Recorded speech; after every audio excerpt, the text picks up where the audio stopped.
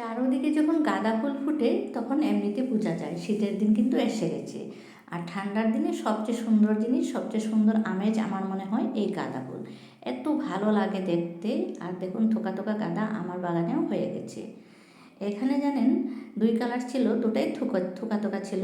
এটা কিন্তু কালার ঠিক রয়েছে কিন্তু ছোট হয়ে গেছে, কেন হলো তাও আমি বুঝতে পারলাম না। আসসালামু আলাইকুম, সবাইকে অনেক অনেক শুভেচ্ছা জানিয়ে শুরু করছি আমার আজকের ভিডিও। আশা করি সবাই ভালো আছেন। তারপরে হচ্ছে বাগানে একটু কাজ করব বলে এসেছি।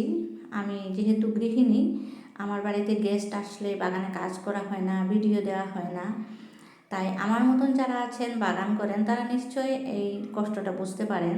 বাগানে প্রত্যেক দিন আমরা যেতে চাই, বাগানে কাজ করতে চাই, কিন্তু যদি বাড়িতে কোনো গেস্ট আসে তাহলে কিন্তু আর যাওয়া হয় না। শরীর খারাপ হলে যাওয়া হয় না।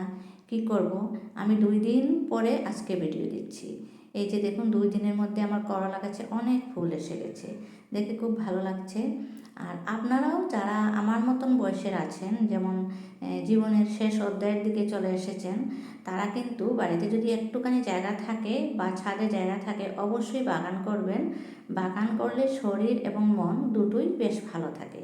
আমার মনে হয় আমি বাগানে যখন আসি তখন আমার অসুখ বিসুখ সব কমে যায়, খুব ভালো লাগে। এখানে দেখুন আমার কালো লঙ্কার গাছটাতে অনেক লঙ্কা ধরেছে। আর এখানে ধনিয়া দিয়েছিলাম, কতগুলো গ্রো হয়েছে, কতগুলো এখনও হয় নাই।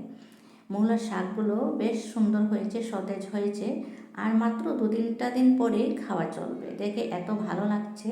যদিও বাজার থেকে অনেক আনা হয়, কিন্তু বাড়িটার আনন্দ কিন্তু অন্যরকম। যারা বাগান করেন তারা নিশ্চয়ই বুঝতে পারেন। আমি মূলার শাক কয়েকটাতে দিয়েছি, কয়েকটাতে ছোটো, কয়েকটাতে বড়।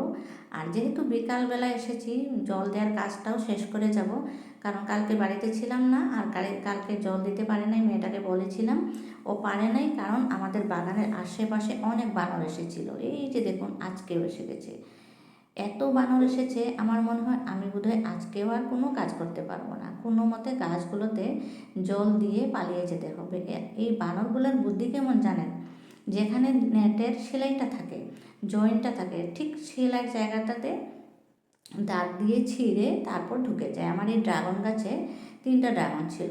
গত 2-3 দিন আগে এসে দেখি ড্রাগনগুলো পাকে নাই, কাছাতেই ভেঙে ভেঙে ফেলে দিয়েছে। এত খারাপ লাগে।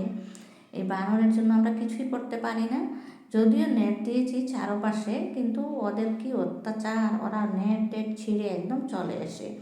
তাড়াতাড়ি করে গাছে জল দিয়ে এক্ষুনি আমি ঘরের নিচে চলে যাব, কারণ বানর খুব ভয় লাগে, এরা কিন্তু আমাকে মারতেও আসে। আপনারা যারা বাগান করে ভালোবাসেন অতি অবশ্যই আমার চ্যানেলটাকে সাবস্ক্রাইব করে দিয়ে ভিডিওটাতে একটা লাইক দিয়ে যাবেন। ওই যে দেখুন বানর কত এসেছে। সবাই ভালো থাকুন, সুস্থ থাকুন। আজকের ভিডিও থেকে এখানে বিদায় নিচ্ছি।